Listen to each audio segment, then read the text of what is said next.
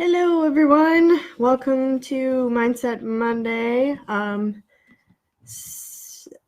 Thank you for tuning in today, and I'm sorry about last week. I was traveling, and that was my recovery day. So, wow, this is the last Mindset Monday of 2019. So I figured, hey, perfect timing to reflect on the year and reflect on what's to come. So I mostly have questions for you, and I would love for you to answer them. So the end of the year is for reflecting on the year. What are you most proud of? That's my first question to you. And I'll answer too, because wow, there's so much this year. I gained a lot of confidence. Life has always been enjoyable with Josh. So I think one of the things I'm most proud of is jumping out of a plane with Josh. So thank you to him. Gosh, what else? I've stayed consistent. My word this year was consistency.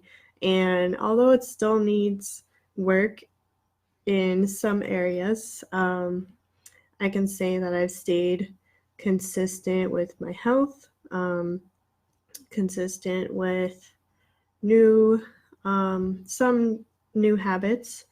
Let's see, I've stayed consistent with the same two companies that I'm with. I haven't, like in the past, I've given the company like a year and then I'm like, okay, ready to move on. But I haven't done that this year. And I think a lot of that has to do with mindset. So I'm proud of how far my mindset has come. So that's my first question to you. Second question, did you have a good year overall or not so good? I know a year it can go by fast, but it also has a lot of ups and downs. I mean, not every year has to be perfect. But as you go through things and go through tests throughout the year, it tests your reaction. And if every little trial you go through, you have a negative reaction, that just kind of snowballs into this big negative snowball. So, and that can happen some years. Like, we don't always have perfect years, and a lot of times really bad stuff happens. And it's hard to get through that.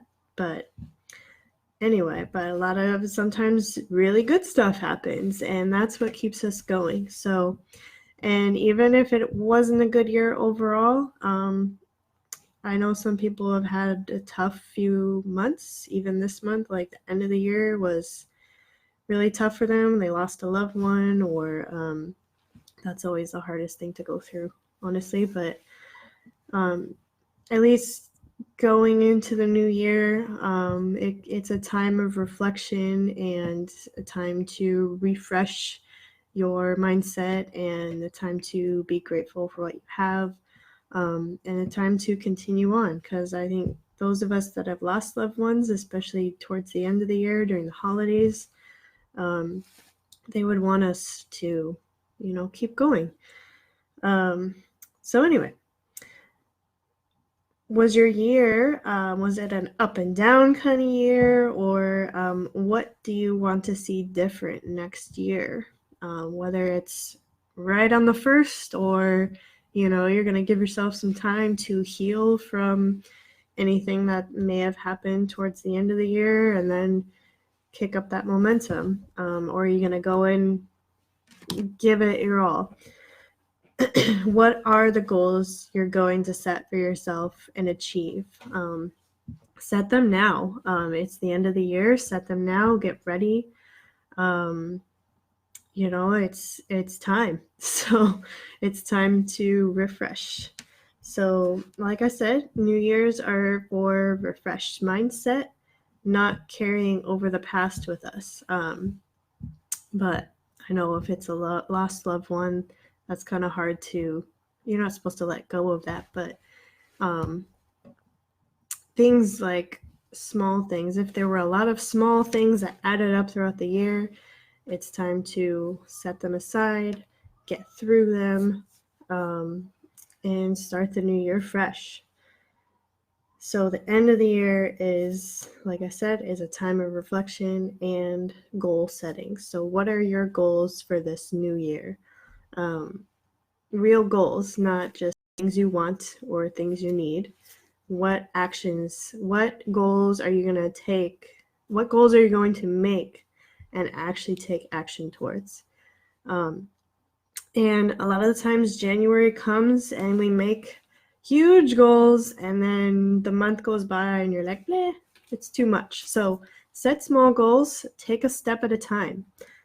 That's how you have a good year. So one of the things I learned a couple of years ago is having a word for the year. And that's helped me a lot. Instead of setting a New Year's resolution, I stopped doing that years ago. Now it's about setting goals and setting a word for the year. So my word this year was consistency. And let's see, I thought of my word for this year and now I can't think of it. I'll put it in the comments when I remember it. But yeah, so those are my questions for you. What are you most proud of? Did you have a good year overall or not so good? Was it up and down? And what do you want to see different next year? What are the goals you're setting for yourself to achieve? And what is your word for this year? So I'd love to see your answers to those questions, and I will post my word in the comments.